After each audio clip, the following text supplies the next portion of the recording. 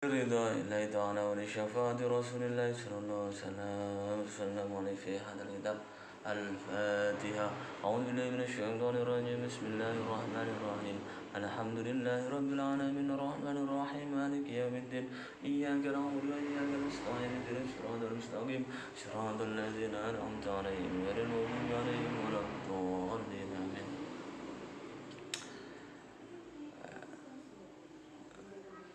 Pada sore ini kita ngaji tafsir surat Al-Baqarah ayat yang ke-44.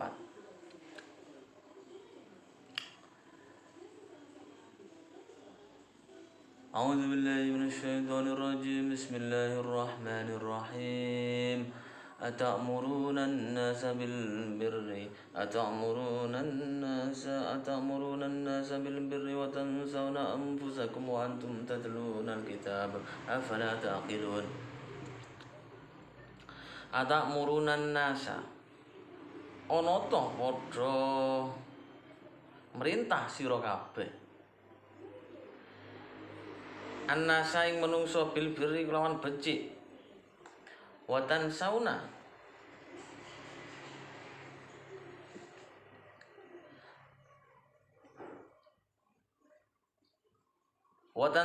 lan nglalekake sira kabeh anfusakum ing pira-pira awak sira kabeh wa antum tatlunal kitab wa antum ala utawi sira kabeh iku tatlunal kitab padha maca sira kabeh ing kitab ya Taurat. Kitab Taurat. Afala taqilun. Ana to ora padha ngerti sira kabeh. Jadi pada tafsir Al-Baqarah surat yang ke-44 ini ya, maknanya adalah apakah kamu menyuruh orang melakukan aneka kebajikan dan kamu melupakan diri kamu sendiri, padahal kamu membaca kitab suci. Tidakkah kamu berakal? Nah, ini teguran kepada orang-orang pemuka Yahudi yang selalu mengajak orang tapi dirinya tidak mengerjakan. Jadi ini kecaman. Ayat ini merupakan kecaman kepada pemuka Yahudi yang seringkali memberikan tuntunan tetapi tidak melakukan.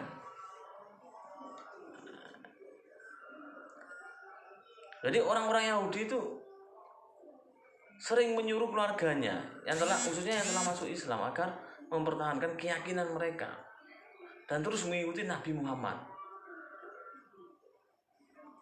Nah, ayat ini ditujukan kepada mereka yaitu orang Yahudi yang selalu mengingatkan keluarganya ya, untuk mengikuti Nabi Muhammad. Akan tapi dia sendiri tidak mengikuti. Ayat ini turun untuk kasus itu ya. Dan juga ayat ini juga mencakup kasus lain seperti Bani Israel menyuruh berbuat aneka kebajikan seperti taat kepada Allah, menyuruh orang untuk jujur, membantu orang dan sebagainya. Akan tetapi mereka sendiri durhaka dan berkhianat. Nah, maka turunlah ayat ini.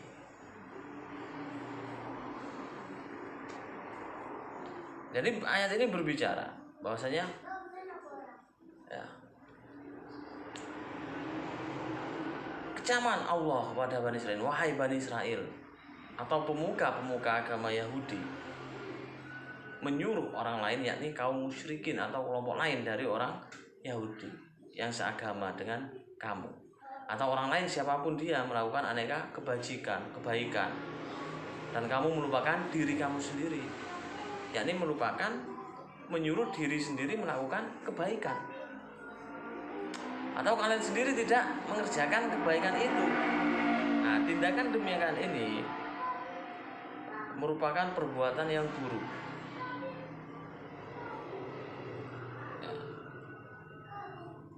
Jadi teguran Allah kepada orang-orang Yahudi ini yaitu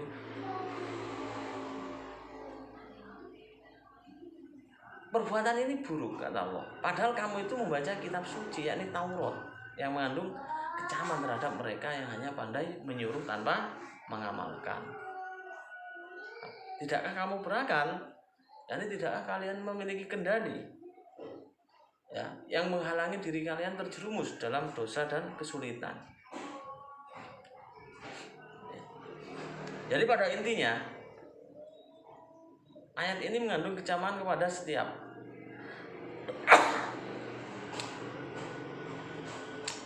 penganjur agama atau para dai atau yang lain yang melakukan hal-hal yang bertentangan dengan apa yang dianjurkan, menyuruh orang lain akan tetapi dirinya tidak mengerjakan. Nah, ini intinya. Jadi ada dua hal yang disebut oleh ayat ini. Yang pertama seharusnya menghalangi pemuka-pemuka agama itu melupakan diri mereka. Pertama, bahwa mereka menyuruh orang lain berbuat baik.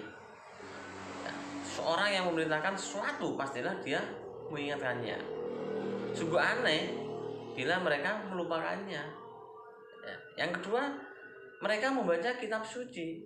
Bacaan tersebut seharusnya mengingatkan mereka yang membaca kitab suci itu.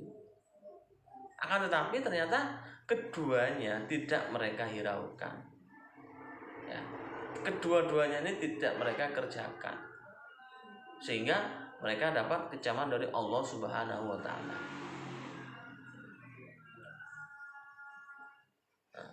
Walaupun ayat ini konteksnya kecaman kepada pemuka Bani Israel, akan tetapi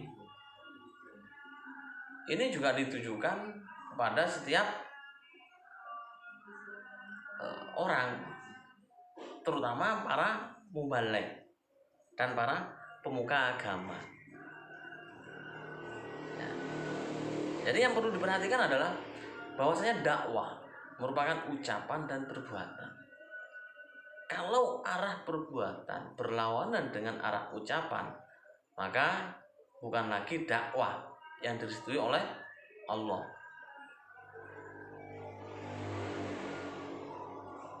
Di sisi lain, jika ucapan yang diajarkan mubaligh, para dai berbeda dengan pengamalan kesehariannya, maka keraguan bukan saja tertuju pada sang mubaligh, akan tetapi juga dapat menyentuh ajaran yang disampaikan. Nah, makanya ini perlu diperhatikan. Khususnya para mubaligh, para dai, bahwasanya ya ketika menyuruh orang lain ya harus dirinya sendiri harus mengamalkan. Ini ayat ini sindiran khususnya pada orang Yahudi, akan tetapi juga menyentuh orang-orang di luar Yahudi seperti para mubaligh, para dai, para ustadz bahkan. Jadi pada ayat ini bukan berarti bahwa seseorang yang tidak mengerjakan kebajikan yang diperintahkan otomatis dikecam oleh Allah. Kecaman ini mereka dikecam apabila melakukan sesuatu yang bertentangan dengan anjurannya. Ya, jadi ini lebih pada perlu digarisbawahi bahasanya kalau para mubaligh menganjurkan jangan korupsi, akan tetapi mubaligh itu misalkan melakukan korupsi, nah ini berarti bertentangan dengan apa yang dianjurkan. Nah ini kecaman.